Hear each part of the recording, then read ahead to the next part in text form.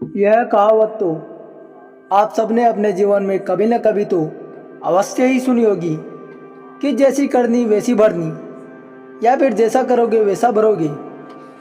क्या आप इस कहावत का सही अर्थ जानते हो? अगर नहीं जानते हो तो मैं आपको एक कहानी के माध्यम से इसका सही मतलब समझाता हूँ। किसी गांव में दो भाई रहते थे। बड़ा भाई अमीर था, उसके पास किसी बात की कमी नहीं थी। छोटा भाई गरीब था, मेहनत मजदूरी करके पेट पालता। एक दिन दोनों भाइयों में बहस होने लगी। बड़े भाई ने कहा, भले का भला नहीं होता, आज की दुनिया में भले को भीख भी नहीं मिलती, इसलिए चाहे दूसरे का बुरा ही क्यों ना हो, अपने भले की बात पहले सोचनी चाहिए। छोटे ने कहा, नहीं भैया, कष्ट औरों को हो ऐसे में अपना भला कैसे हो सकता है। बड़े ने कहा, चल हम गांव में लोगों से पूछ लेते हैं, तेरी बात सही निकली तो मेरे पास जितना धन है वह सब तेरा होगा, और मेरी बात सही निकली तो जो तेरे पास है वह सब कुछ मेरा होगा। छोटे ने कहा, ठीक है चलो, और दोनों गांव में निकल गई। गांव में पहुंचकर एक से पूछा, दो से पूछा, तीन से पूछा, सभी लोग यही कहने लगे कि आजकल भलाई का जमाना ही नहीं रहा। भलाई करने वाला तो भूखा मरता ही, भले आदमी का गुजारा नहीं होता, और जो बुरी राह पर चलता है वह खूब फलता फूलता है, वह धन धान्य से सुखी रहता है। अब छोटे भाई के पास जो खेत का छोटा टुकड़ा था वह भी शर्त में हार गया। अब वह दाने दाने को मोहताज हो गया। बीवी बच्चे भूखे मरने लगी, खाने को कोई उधार भी नहीं देता।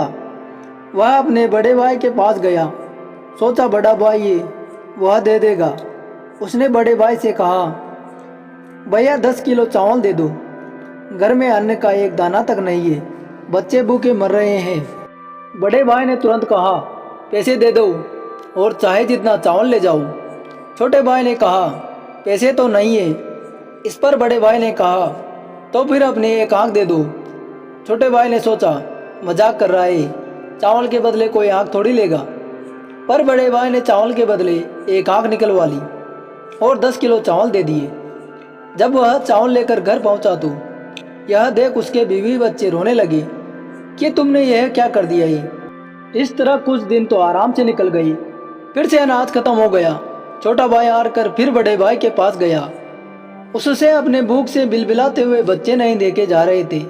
बड़े भाई ने फिर कहा, दूसरी आंख दे दो, चावल ले जाओ। छोटे भाई ने अपनी दूसरी आंख भी निकलवा दी और चावल ले आया। घर पर बीवी बच्चे देखकर रोने लगे, तुमने यह क्या कर दिया ये, अब क्या होगा। छोटे भाई ने कहा, अब मैं अंधा हो गया हूँ, लोग मुझे भीख दे देंगे तो मुझे सड़क किनारे बिठा आना। दूसरे दिन से रोज उसकी पत्नी उसे रास्ते पर बिठा आती थी, जिससे उसका रोज का काम चलने लगा। एक दिन उसे बैठे बैठे बहुत देर हो गई।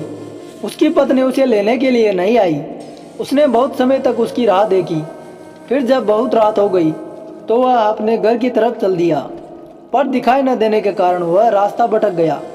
आखिर उसने सोचा, अब तो यहीं बैठ कर ही रात गुजार लेता हूँ, आगे चला तो रास्ता भूल जाऊंगा।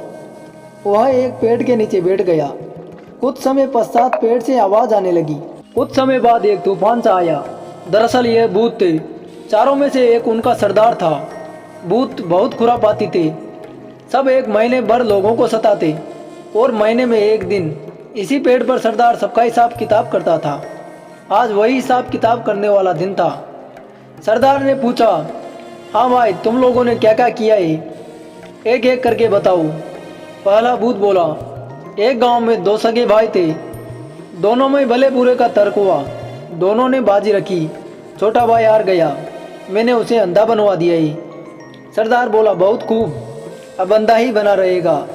वह क्या जाने कि इस पेड़ की ताली की ओस लगाने से उसकी आंखें ठीक हो सकती है। दूसरा भूत बोला, मैंने रामनगर जिले के सारे नदी नाले झरने तालाब कुएं बावड़ी सब कुछ सुखा दिए हैं। पानी के लिए हाहाकार मचा हुआ है, कोसों कोसों तक पानी नहीं है, सब यूं ही तड़प तड़प के मर जाएंगे। भूतों का सरदार बोला, बहुत खूब, वैसे ही मरे सब। उन्हें क्या पता कि पहाड़ के तले से 7 मिट्टी की परतें हटा देने से पानी फिर आ सकता है। तीसरा भूत बोला, सरदार राजा की बेटी की शादी होने वाली थी, नगर में खुशियां मनाई जा रही थी, पर मैंने राजकुमारी को गूंगा बना दिया। जिससे उसकी शादी नहीं हो पाई। महल में मातम छा गया। सरदार ने कहा, वाह बहुत खूब, वह गूंगी ही रहेगी। किसी को क्या मालूम, इस पेड़ की झूमती जटा को पीसकर पिला देने से वह बोलने लगेगी। खैर चलो, 1 महीने बाद इसी दिन फिर यहीं मिलेंगे। एक तूफान सा उठा और चारों भूत चले गए। तब तक सवेरा हो गया था। अंधे भाई ने सबसे पहले वहाँ की ओस की बूंदें अपनी आंखों पर लगाई। उसकी आंखें लौट आई। वह खुशी से झूम उठा। उसने जल्दी से पेड़ की जटा ली और घर लौटा।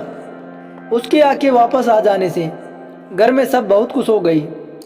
उसने सारा किस्सा अपनी पत्नी को सुनाया और घर से निकल गया और सीधे रामनगर पहुंचा। वहां की हालत देखी तो रोने लायक थी। सूख कर धरती फट रही थी। कहीं एक बूंद पानी तक नहीं था। सब तरफ हाहाकार मचा हुआ था। उसने पहाड़ के नीचे से मिट्टी की 7 परतें निकाली।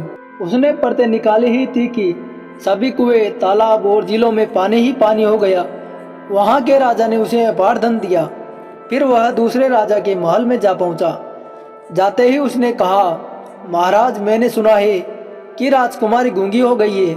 मैं उसे ठीक कर सकता हूँ। छोटे भाई ने झट से पेड़ की जटा को पीसकर राजकुमारी को पिला दिया और राजकुमारी बोलने लगी।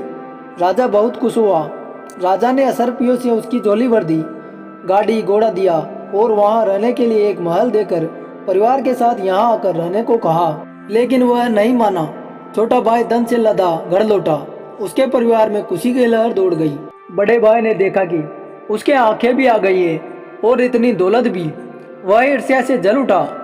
उसने छोटे भाई से माफी मांगी और गिड़गिड़ाया कि उसे राज बता दे।